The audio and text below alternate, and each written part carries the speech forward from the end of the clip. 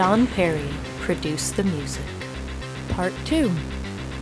Hey, Don, I was curious about sort of another kind of sound that was emerging out of the 80s in movies, and sort of a subgenre now of music that's really popular called synthwave. But at the time, reading your book, what I got out of it was synthesizer music, which looking back at it now, you watch these sort of 80s movies and there's a combination of like original music and synthesizer music, which really just gives it this sort of a vibe that is nothing but the 80s. But I got this sort of feel that there was definitely a sort of an issue with people making synth music they could do it from their home or from a small studio, and it kind of eliminated some of people's work and jobs because it was so easy to make right in a certain way. I was wondering if you could just touch upon that a little bit. Yeah, I was there in the beginning of it, actually, and I think it was as far back as 77. Speaking of cult films, I did a picture called Wizards with Andy Belling. Yes, and that was Ralph Bakshi, who did animated films and had tremendous success with it. Again, budget factor and the animated process. A lot of the music had to be done and the picture was cut to it and everything. But Andy was on the wave of it. He had a couple of people who he knew who were starting to get involved in electronic music. And Wizards was one of the first films done with electronic music and a little bit of a combination with live musicians. But it was interesting because the electronic instruments at that time coming out of Moog synthesizers filled the hallway. They were so bulky, and it was like dinosaur age. But that was kind of an interesting experiment and a cult classic and still holds up. But that was the beginning of it. I wasn't opposed to it because, again, I worked on a lot of low-budget projects where you couldn't afford 35 or 40 or 50 musicians. And Bob Summers and I had our own studio when we got really busy, and there was a composer, young intern named George Smitty Price. And Smitty was into the electronic stuff. He brought in all of that stuff. So a lot of things we did in the late 70s on Grizzly Adams series and everything, we had strings and we had reeds, but a lot of stuff we did with electronic things. Both Girls and Night of the Comet, Malibu, we did drum machines and some electronic stuff in that. The only thing that I didn't like about that synth era was that a lot of people who got into working with electronic devices weren't composers and musicians, they were technicians. So they could get a sound of strings and horns, but they didn't know how to arrange them. What I liked about working with Bob and Andy and Richard Band and composers that used electronics is they could phrase those instruments like actually somebody was playing it. If you listen to some things, somebody'd have, brass, that guys never took a breath. They'd go 30 seconds without taking a breath, and it ended up sounding like an organ. So a lot of the early stuff I didn't like musically because it wasn't pure music. So there was a clash there. What it evolved into, I think, is great, where you use it where it's effective, especially in horror films. You can get a lot more effective sounds, and then teaming that with real strings and things makes a great product in the end. But in the beginning, wiped out a lot of studio musicians who were making their living, weren't being called, and again, even composers who were big composers set up their own studios because they could do a lot of that stuff at home. So it did hurt the industry for a while. It came back to a balance, and I think what's happening out there now is a great balance. But it was interesting to see the two clash in the beginning. One thing that sort of stood out to me, just kind of going through your filmography here, was movies that either had a combination of that or they were heavy on either side. But then a movie that sort of popped out to me was 1984's Ghost Warrior, which growing up, I loved that movie. I've watched it so many times just when it was out on TV and stuff. But one thing I didn't really notice until kind of going back over it recently was the music was performed by the Royal Philharmonic Orchestra, which is conducted by Shirley Walker, and original music by Richard Band. But I was curious, what was that experience like? That must have been just something that was really grand and big. And I mean, do you look at scenes and do they write music? Well, not to get real technical, but essentially the way music works for film is the film is always done before we finally look at it. I shouldn't say that. Pictures like Girls, I was there when they were filming scenes. But generally speaking, a straight film like Ghost Warriors, the picture is done, and then you go into a room with the music editor, the composer, producer or director, whoever's calling the shot, and you look at the film scene by scene and say, music will work right here. Start when the door opens and go through this scene, and then end when this happens. So the music editor makes a note of that, and maybe that's 2 or 3 minutes or something. He goes back, he does a breakdown for the composer saying, at 20 seconds this happens, at 25 seconds that happens. So the composer knows what that scene is and where the music goes. There's 2 ways to score it. If you don't have a lot of money, you don't do a big studio with the picture showing and a conductor with a picture. You do it with a digital metronome, and the composer writes out a chart that's actually pretty complicated. You know, at beat 3 and measure 4, this happens, and so the music hits at certain points.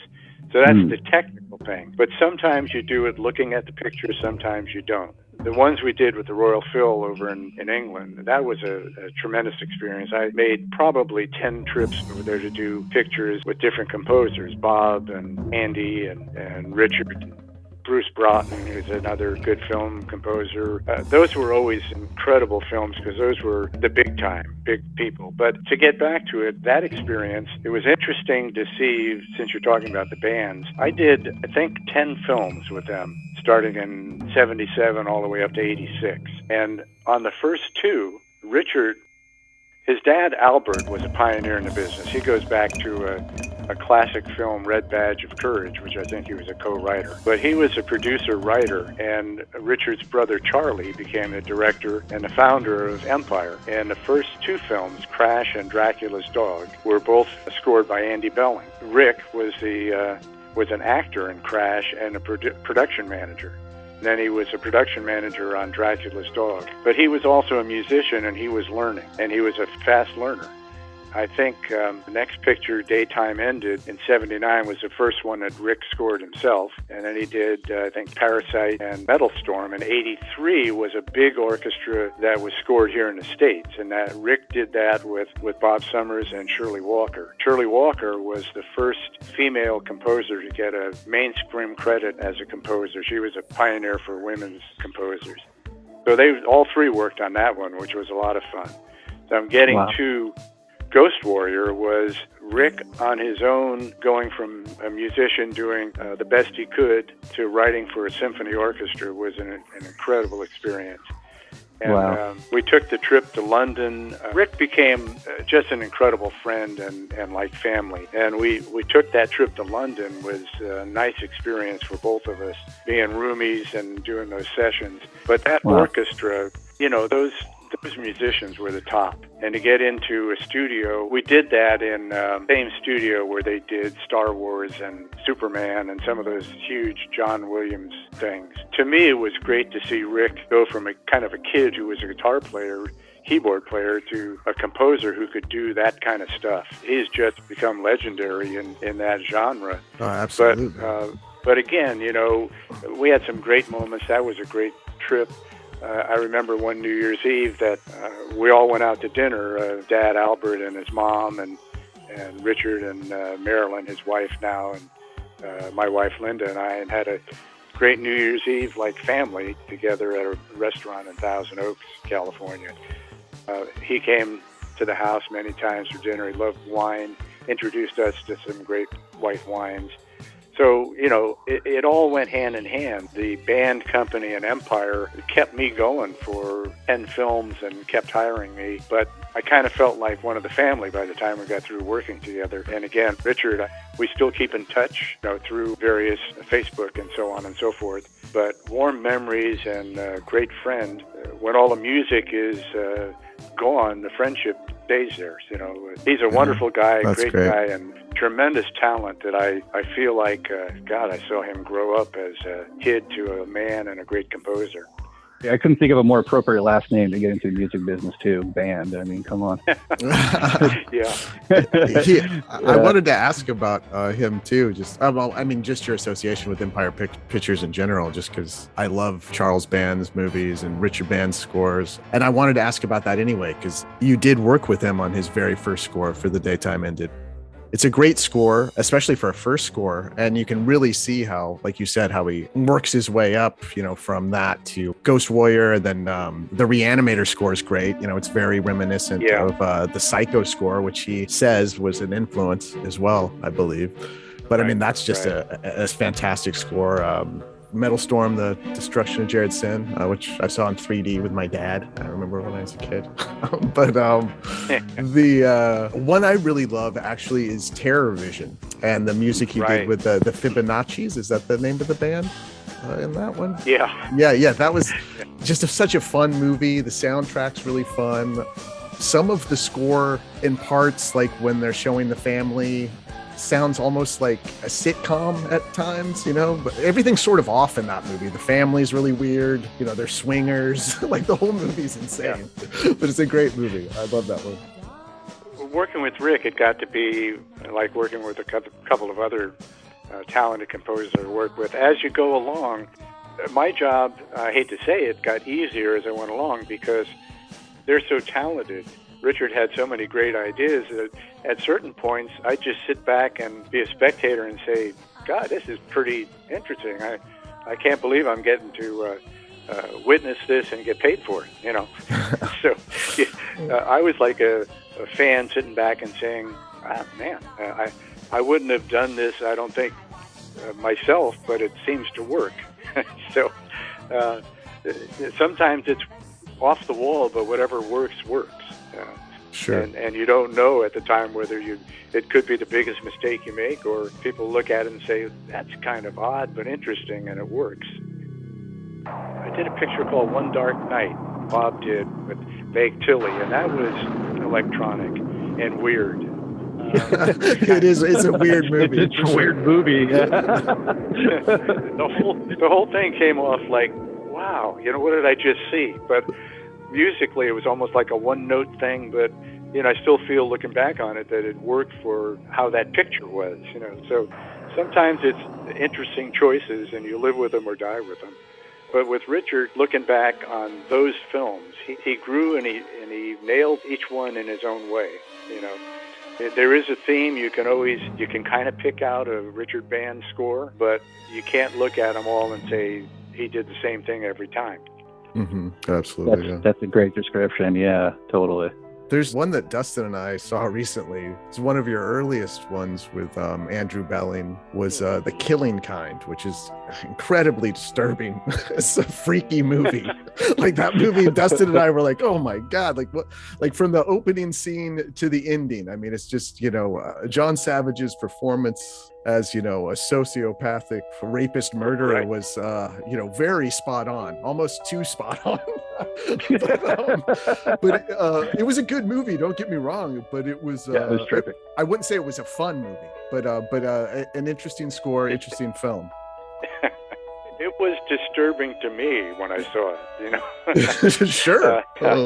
But Andy was, again, one of those other composers that I worked with in the early days, and he, of all people, I owe him a lot, because going back to the days when I first started out, I went after film saying I have a complete music department, and in reality it was Andy.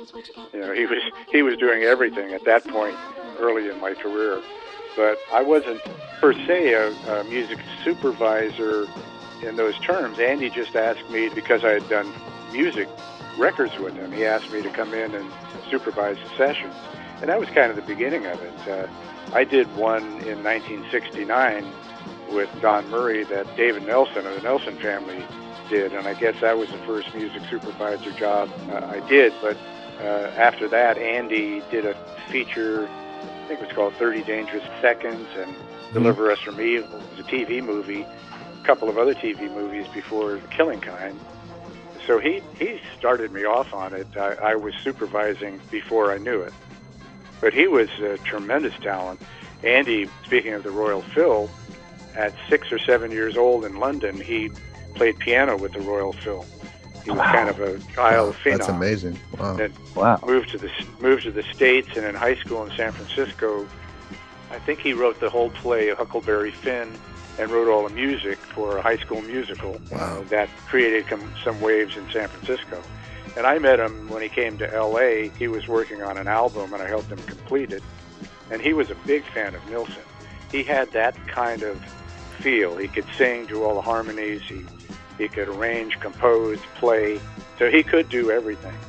And I tried to get him going as a singer-songwriter. I thought he had all the tools. But like me, he moved into where he could get the most work, and that was in film score. And he was a studio player. He was on Rick Nelson's last 2 albums. Interesting story with Andy. He did an album with Rick, and one of the musicians was Randy Meisner. And Randy asked Andy, he said, "I'm forming a new group. Would you want to come in and play keyboards?" And Andy said, "Well, I really don't want to be a band and studio musician. I'm trying to get my own career going." And he turned it down, and that band turned out to be the Eagles. So he always tells that story about Oh my gosh. Well, missed opportunity. But and wasn't what he wanted to do, and I respect that. And he had carved out a great career of his own. But those are things that happen that are pretty funny when somebody says you want to try this or do that. And again, I always say to young musicians, take the job. You never know who it is. Yeah, sure, of course. So there you go. I just had a sort of a follow-up just to the technical aspect that you were talking about earlier while writing music to film. Sort of looking at these handful of after-school special movies, like one I came across that you did. I mean, there's tons of the Gary Coleman movies, which are just great classic after-school fun movies for kids. And then there's another one I came across was Just Let Me Dance with Justine Bateman and Jason Bateman. And I didn't really think of a whole lot going into the film. I just wanted to watch it and check it out. And also anything 80s I'll watch. But actually, Justine Bateman turned in an amazing performance. It was actually quite touching. Plays a blind girl who just, basically just goes through the struggles of being blind and having to come to terms with all that deals with. But one of the questions I had, though, is just these sort of movies, and a movie like maybe like Sleepy Hollow and stuff, you have these real sort of beautiful soundtracks to where you get these sort of auditory cues, and especially as a kid, you don't really pick up on it, but they're there, and they help tell the story of, an example comes to mind of when I think in Sleepy Hollow, Jeff Goldblum's sweeping snow off the roof, and this musical little crescendo kind of follows the snow off the roof. And there's these sort of cues, like I say, that they just work so well, and they give you such a warm and fuzzy feeling, especially when you're looking back at these movies as an adult after you watch them as kids. What is that like as a music producer, to have to know how to do that stuff and then nail it right and do it, and then also create sort of a subliminal kind of network to the movie, if that makes sense? No, nothing you said makes sense at all. I'm sorry. Sorry about that. That wasn't a good question. I apologize about that. This one I didn't have written down. No, I'm just kidding. I couldn't resist that. No, that's great. That's great. Well, one of the things that is gratifying, and you pointed it out there, in most movies, TV movies, film, you want music to blend in. If you're watching a movie and for instance, I'm a music supervisor. I love music. If I go to a movie, I start out obviously listening to the music. If it works, I forget about it. I'm not even aware of the music because it creates the entire feeling of the film.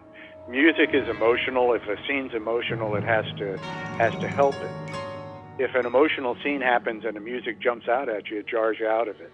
In general, when you're producing music, it has to be organic or generic or fit the mood.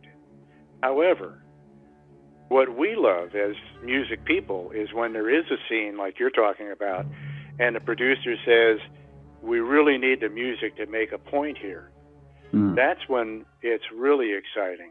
It's like, as a kid, you're watching a horror movie and something bad's going to happen. You know how you know it's going to happen? The music tells you. Mm-hmm. You hear this eerie music and you say, oh, God, something's going to happen. Or somebody opens the door and the music hits you. It's like Psycho in that famous shower scene. There's not a sound effect. That's all music. And people didn't understand that. So those scenes where they say, have at it, it's like a music montage where they say, we want to kind of a video-like. It's a love scene and we want the music to really feel good, or it's a horror scene and we want to really shock people with the music. Those are the real challenges, and we love those. So to do those takes a lot of thought, and when you can pull it off, it's really you look at it and say, oh man, that was fun. Give me another one like that. It takes a lot of talent to pull something off like that and not make it obvious. And I don't think a lot of people realize that or appreciate that. Yeah. And yet there are a lot of things that are cliche in horror films or romantic films, or again, that love montage or that horror music. And they're cliches for a reason, because if they're done right, they work. So sure. Sometimes not bad to be cliche, but most times you want to come up with something that really moves people. And that's, I guess, if you're talking about music, I've always said this, whether it's records or live performance or movie music is emotional, and music becomes universal. If I write a hit song, it's not my song anymore, it becomes people's songs. So you have kind of a responsibility when you're putting music out there to be honest, because if you're not, if the emotion isn't there, if a singer is going through the steps, or you're not going to fool an audience. So dealing with emotion is tough, but when it works, it's tremendous. I used to tell people it's kind of like, my Aunt Ruth taught all of us how to dance, and she'd do it with a chair, and we had the steps, 1, 2, 3, 4, 1, 2, 3, 4. But knowing all the steps and counting 1, 2, 3, 4 doesn't mean you're dancing. Yeah. You have to feel it, and dance as if nobody's watching, the old saying. But that's music. If you don't feel it, your audience is not going to feel it. So I've been blessed to work with people who have that same drive to make it good for them emotionally and make it good for everybody else. So that's my story, and I'm sticking with it.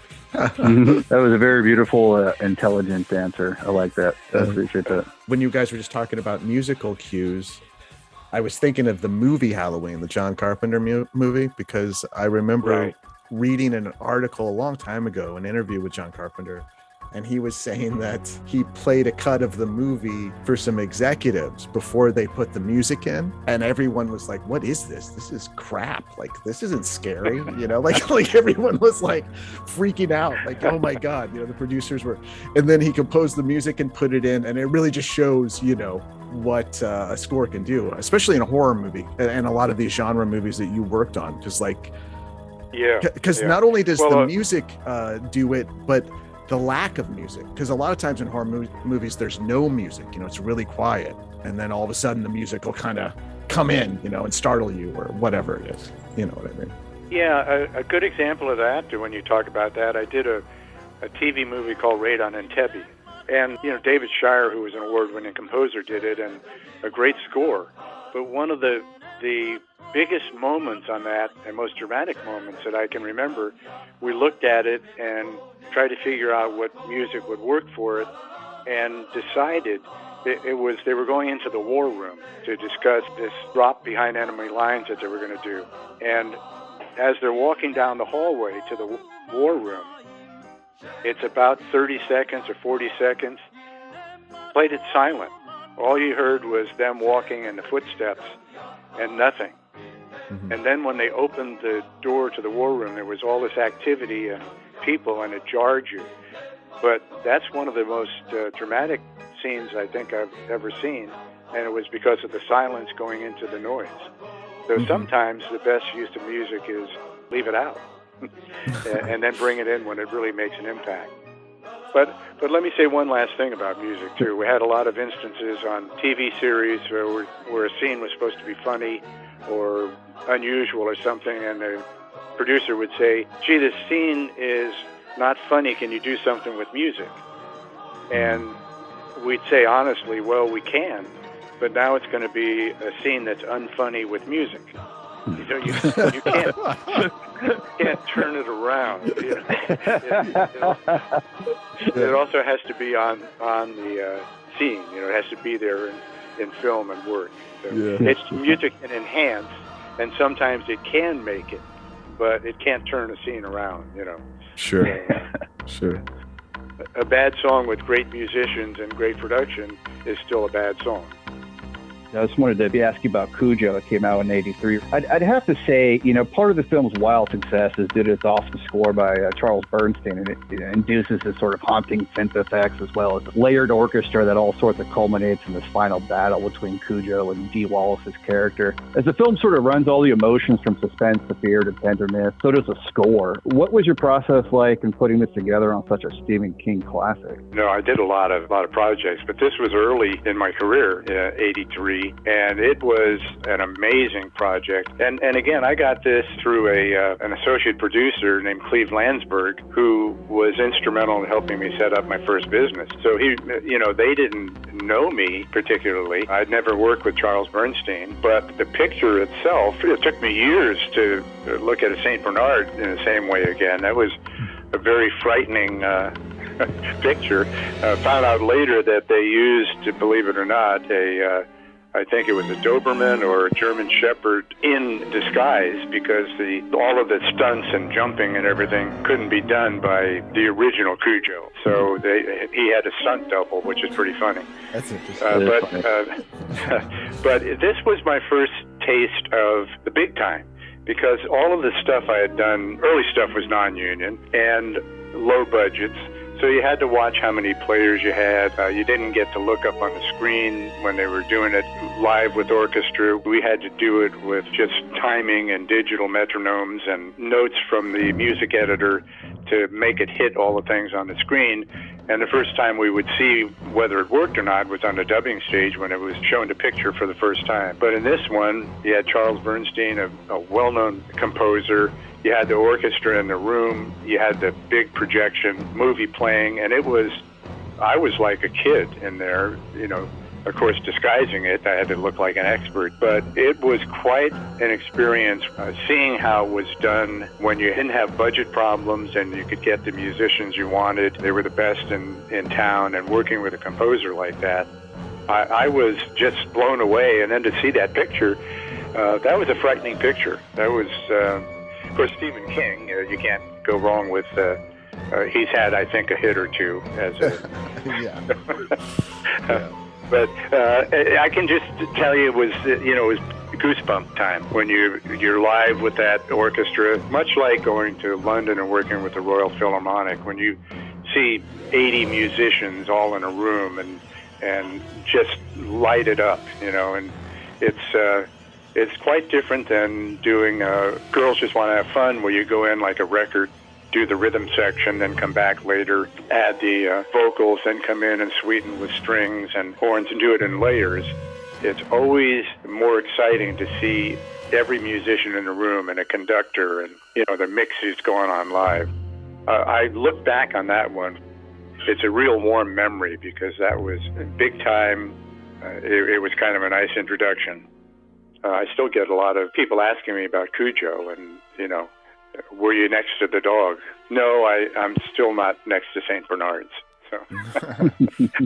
Yeah, that's... Stephen King scared me out of that one.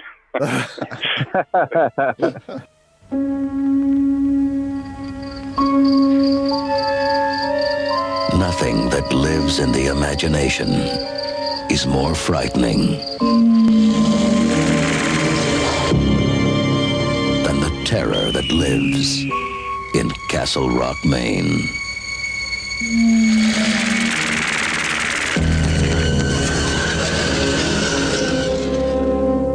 Cujo?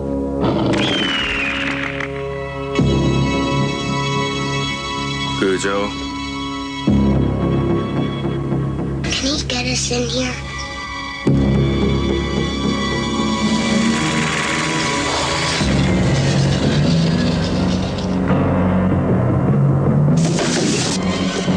Eat his way in here? Can he? Oh my God, I'm losing my baby. Oh my God!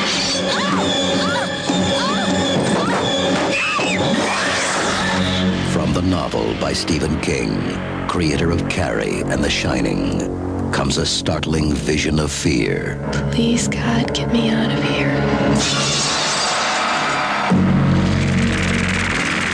Now there's a new name for terror. Cujo.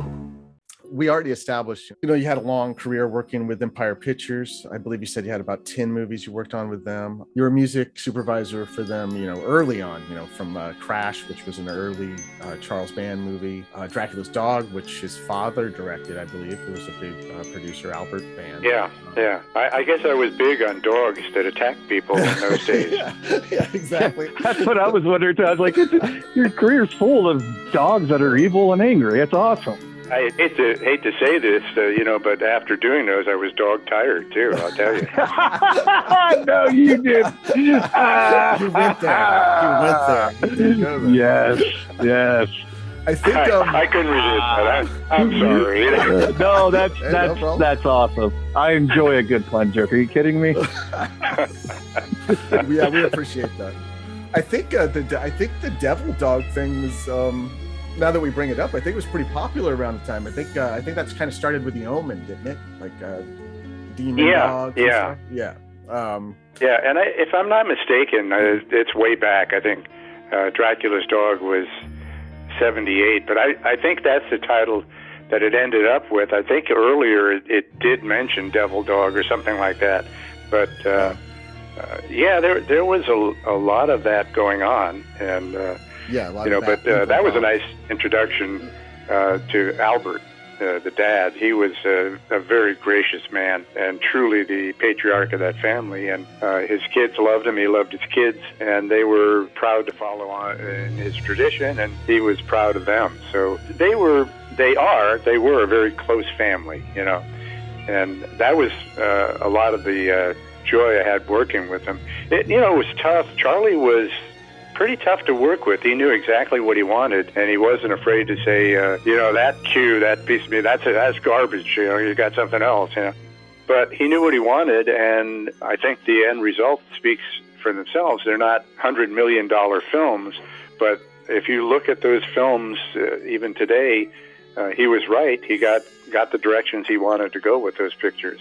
Sure. I mean, he's had tremendous success with genre movies, and particularly in that era too. Late 70s to like late 80s. I mean, he was sort of dominating that B movie horror kind of niche. Right. I mean, he had Empire Pictures and went on to do Full Moon and all that stuff. And like you said before, you worked with a lot of people that may have worked on low budget films, but that didn't mean that they wanted low quality, especially when it comes to the soundtracks. I mean, all the soundtracks are great. I mean, the Alchemist soundtrack may even be better than the film, frankly. But like the soundtrack that Richard Band does is great on that one. You worked with Bob Summers on the Eliminator soundtrack, I believe. I don't have the notes with me right now, but I think Bob worked on that one with you. But you've worked on so many of them. In '85, you worked on Re-Animator, which has now become, such an iconic horror film. It's one of a handful of '80s horror flicks that's basically kind of, define that genre or define that era of '80s horror films. It's one of several. And it's a great, intense score too by Richard Band. The funny thing about that is I just bought a copy of that soundtrack because I didn't have it, and it's pretty impressive. Like you said, the soundtrack kind of stands out from it. That was a period where he was really nailing it, really had it down. And interesting that they got busy. TerrorVision followed in '86, I think it was. Yes. And the reason that Richard didn't do Eliminators, Bob Summers did that, is that he was busy doing TerrorVision. They were doing a couple of films pretty close to each other, so they had it going. And he really, he's still out there working, and finally got the recognition that he deserves. Because a lot of times when you're doing, as we talked about, those low budget films, people don't take you seriously, or they put you in a niche. Well, he can only do this or that. But if you go back and listen to the evolution of Richard Band's scores, you can see he did it with smaller orchestras, he did it with bigger orchestras, the moods are always right for the film. So he's one of the best. He's one of the best I worked with. One of the best in the business. And like I said, one of the nicest guys to work with. He just always appreciated what the people around him that were helping to do it. Again, he gave a start, not a start. Shirley Walker was working for a lot of people, but I mentioned her before. Richard leaned on her for orchestrations and everything. A lot of people did. She didn't get credit. She went on to become an icon for women in film and composers. But Richard appreciated her. She appreciated working with him. And that's why I say there wasn't a clash of ego ever with people that had talent and wanted to help each other. But like I said, I have warm feelings for the bands and got very close to Richard. And thank God through the power of the internet again, we reconnected about the time I was doing the book. And he's just a great guy, and I'm thrilled for his success and grateful that those guys gave me those jobs when every little bit helped. The Re-Animator, the film's opening credit crescendos with these sort of haunting strings that plays as the title rolls across the screen. It really just puts a fingerprint on what the film's going to be about, and it's just such an iconic score. Richard, with his background, was like having another music supervisor because he had worked his way up and done everything.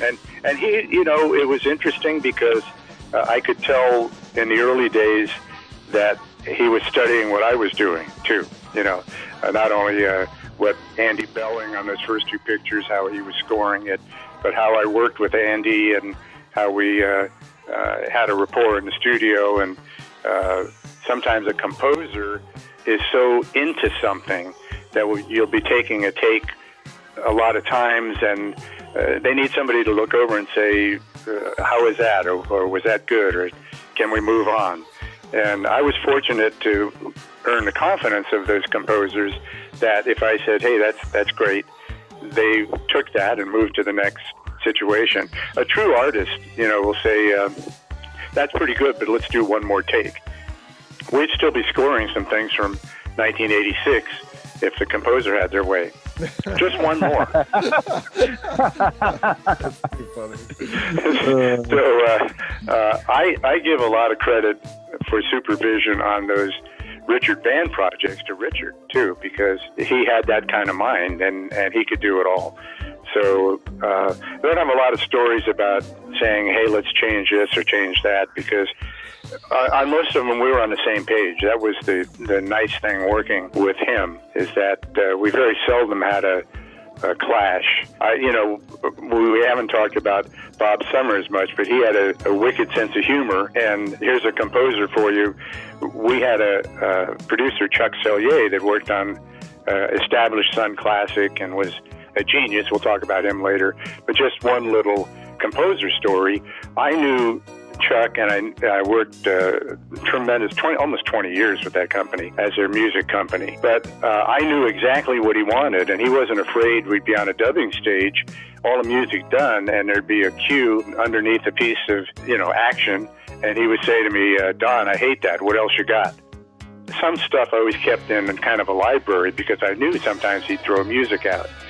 So we would be in a scoring session, and Bob would do a cue for something, and I'd say, Bob, Chuck's not going to like that. And he'd say, no, Don, Chuck will love that. Don't worry about it. I'll take care of Chuck. He'll like it. I'll make sure. So we'd get into the dubbing stage, and Chuck would say, that piece of music would come up, and he'd say, Don, that's not working. What else you got? And Bob would touch his heart, and he'd say, Chuck, I told Don you wouldn't like that, but he wouldn't listen to me. and we'd all crack up, but then we'd have to go find another piece of music. But so it was, being on the same page is fun, but working with composers aren't so super serious about it. It's a serious business, but we had a lot of fun doing it. But with Richard, I don't think we ever had that moment where I had to say to him, Charlie's not going to like that, Richard. You better pull that out of there and do something else, because again, he knew Charlie, I knew Charlie. I think in Metal Storm, there was one cue that was a little kind of repeated over and over again, and Charlie said, "Wait a minute, how many times are we going to do that ka-chung, ka-chung, ka-chung, ka-chung, ka-chung?" And we had to modify it a little bit, but maybe one time in 10 pictures on one piece of music. So, but that's how smooth it was working on the band projects. On Metal Storm, particularly, didn't Bob Summers and Richard Band both work on that one together? Or... They did. Yeah. Okay. Yeah. I thought so. Yeah. Yeah. Richard was again. That was a big picture, big orchestra, and frankly, it was a lot of music to get done. That was in '83, and I think Alchemist was coming around that time, and yeah. He just, it was just too much music for one guy to do in the time span we had. And Shirley Walker worked on that too, and with orchestrations. So she didn't get composer credit, but she did some of the arrangements. But yeah, that was, you know, Bob and Richard worked pretty well together, and they felt comfortable enough to turn over Eliminators to Bob while Richard was working with TerrorVision. So, but that, Metal Storm, that was a big orchestra and pretty expensive in the U.S. In those days, a lot of people were going to London because it was cheaper, even with the travel, to do those big scores. And pictures like Star Wars and those pictures were all done with London Symphony Orchestra, much cheaper than they could do them here, and magnificent scores. Those players were great over there. But so to do a big orchestra score in those days here was pretty expensive. The difference was about, at that time, say $300 for a session per player here, and $80 a session in London. So when you times that by 80 musicians, that's and maybe 4 or 5 sessions, that's a huge savings. Wow. But it didn't seem like we didn't go over there saying we're saving money. We went over there saying, wow, we get to work with that orchestra. And it was, again, some of the thrills of a lifetime of music, working with those people over there who were just incredible players.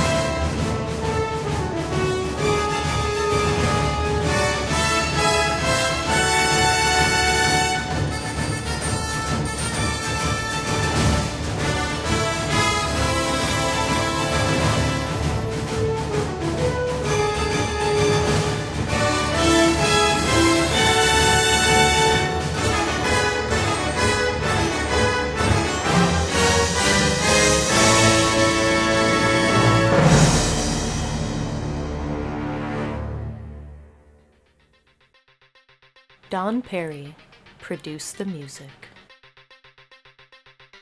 On the next Retro Fiend Radio.